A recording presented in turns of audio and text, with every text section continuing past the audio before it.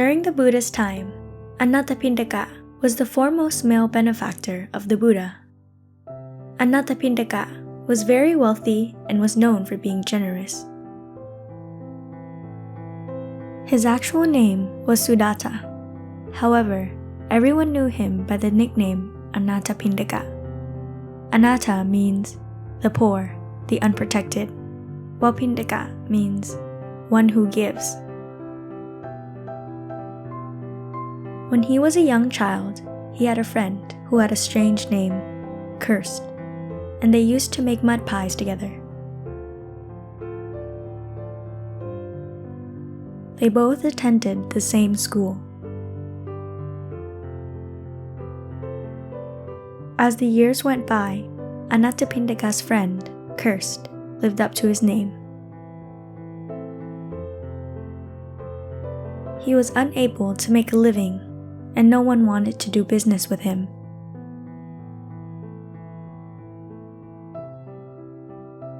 Finally, he decided he could no longer make it on his own, and came to rely on the kindness of his old friend, Anathapindika. "My old friend, Cursed, it is very good to see you." "Yes, my friend, I have come to beg for your help." "What do you mean? What happened?" "I have failed in my life. I cannot manage to make a living. I failed at everything I tried. I'm truly cursed." "Say no more, my friend. You no longer have to worry nor even ask. Come live with me and work for me. I will support you, because this is what friends do." "My friend, I have no words to express my gratitude. You will not regret this. I will not be a burden. This, I promise."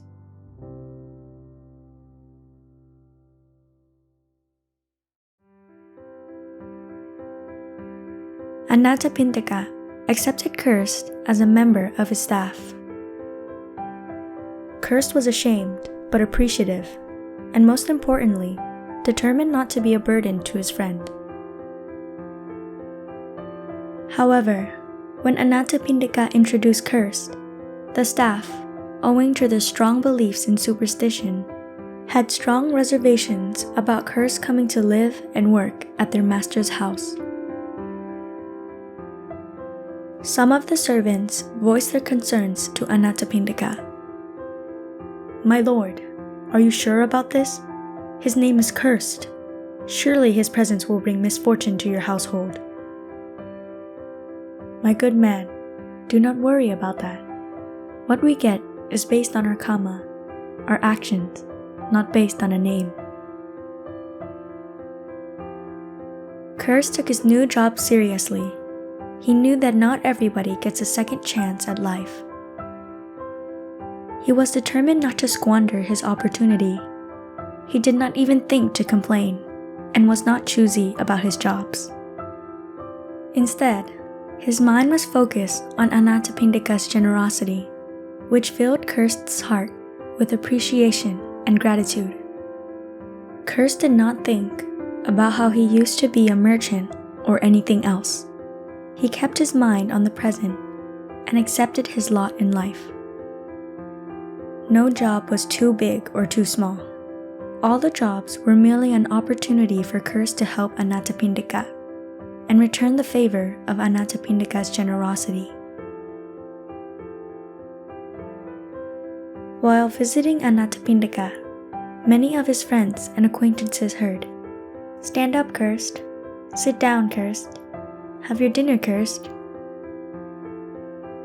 Hearing this, his friends spoke about their concerns. "My friend, why would you hire someone with such an inauspicious and ruinous name? Having him in your household will lead to your ruin and misfortune. He is not your social equal. He's a failure and a wretch. Why help him?" That is not how the world works, my friends. A name is only a supposed convention.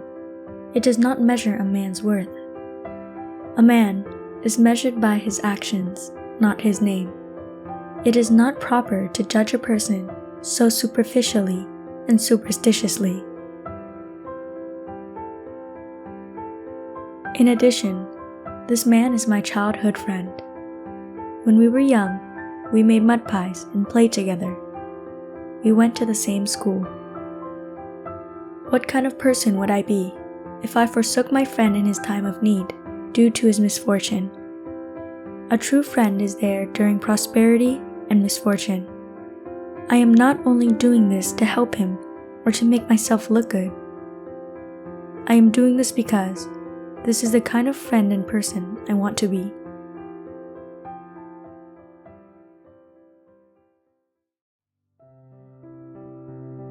One day, some bandits heard that Anathapindika had left on a trip and began discussing plans to rob him. "Brother Cursed, the master is gone. We can relax and do whatever we want now, right?" "I know the master is gone, but we cannot just relax and do what we want. We must stay vigilant and protect the master's assets.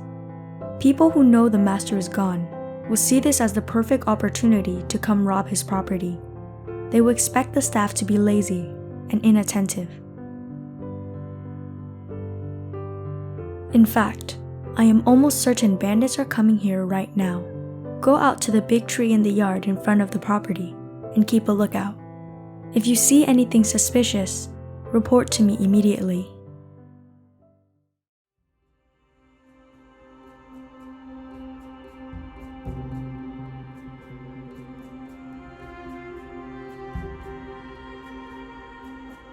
The boy went to hide behind a large tree.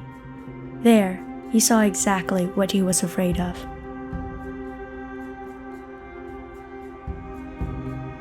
A large group of bandits were headed towards Anathapindika's house.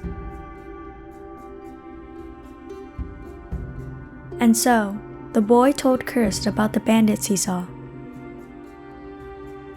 The boy went and told the other servants about the bandits, and everyone was shocked and surprised. Cursed kept his composure and said, "Don't be alarmed. It is not too late.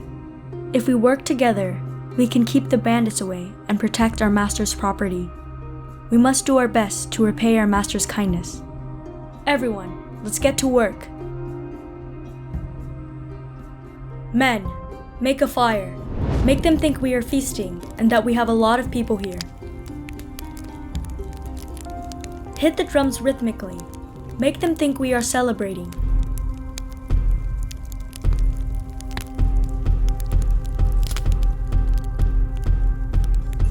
Women, raise your voices and sing pleasant songs.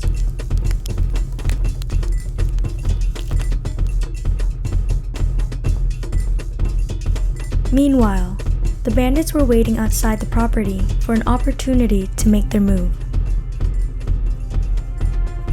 What are these sounds? It sounds like they are having a party? A feast even? I thought the master was gone, and that the servants would be sleeping, drunk, and inattentive. Boss, are you sure this is a good idea? I don't know. Let's keep watch and see what is going on. Boss, it's been hours, and they haven't stopped. If we just sit here, we are exposed. What if the authorities come and find us here? This was a bad idea. Everyone, drop your weapons and let's get out of here. If we get caught with weapons, they will know we are bandits. And so, the bandits dropped their weapons and ran away.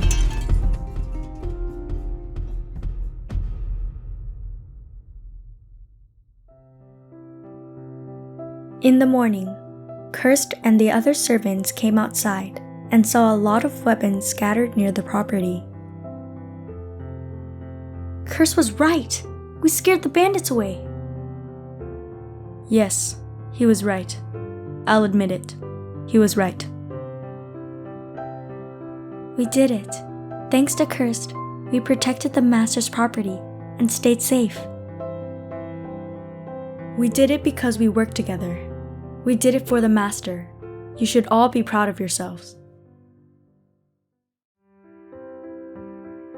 When Anathapindika returned home, his servants greeted him by saying, "Master, master, Cursed saved us. He saved your property. Cursed is our hero." What happened? And so, the servants told Anathapindika all that had transpired while he was away. "Cursed, you really did all that?" "This is the trusty guardian of my house, whom you wanted me to get rid of? If I had taken your advice and gotten rid of him, I would be a poor beggar today."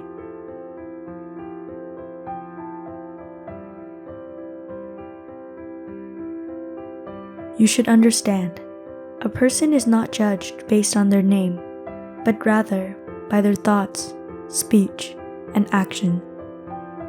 We should all look past a person's name and see what they have inside their hearts. We should all anumotana and rejoice with what Cursed has accomplished here. Anumotana. Anumotana. Anumotana. Anumotana. Anumotana. Anumotana. And with that, Anathapindika raised Cursed wages. Anathapindika, thinking this was a good story, decided to go to the Buddha. "Anathapindika, what brings you to me on this day?" "My lord, I have an interesting story to tell you." And thus, Anathapindika told the Buddha what had happened. This is not the first time, Anathapindika, that a man named Cursed had saved his friend's wealth from robbers. This has also happened in the past. My lord, I humbly request for you to tell me the story of the past.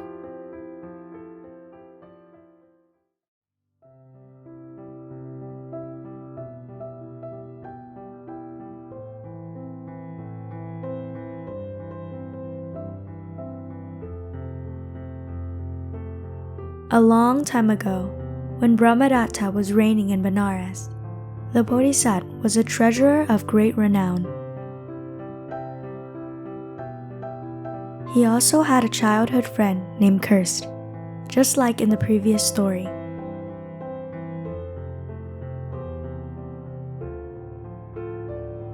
As they grew up, they grew apart, and Cursed was unable to make a sustainable living. Cursed had no choice but to beg his friend, the treasurer, for his compassion.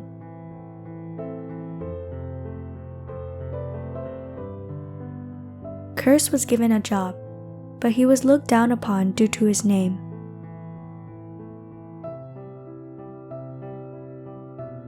Cursed, having nothing, was not discouraged and worked hard. He did not have an ego and was willing to do any and every job.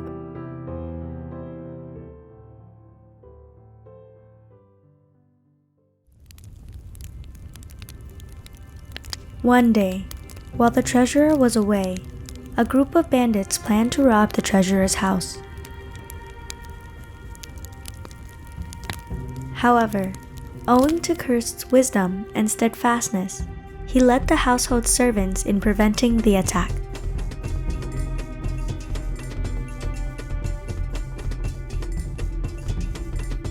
The bandits gave up on their attack and decided to flee.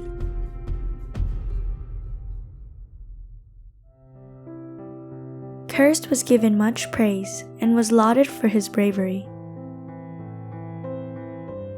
And when the treasurer returned and found out what had happened, he said, "If I had taken your advice and gotten rid of my trusty friend, I would have been a beggar today. A friend is he that will go lengths to help us. Over time, his loyalty will be proven true. A friend is one who has journeyed with you for 7 steps. He becomes a comrade after 12 steps. After a fortnight or a month of loyalty, he is considered family. Longer than that, he is considered a companion. Then how wise would it be for me to drive Cursed away for my own pleasure?"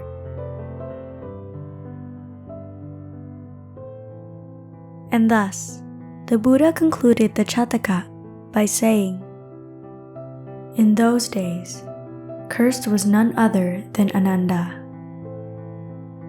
and I myself was the treasurer of Benares." What did you learn from this story?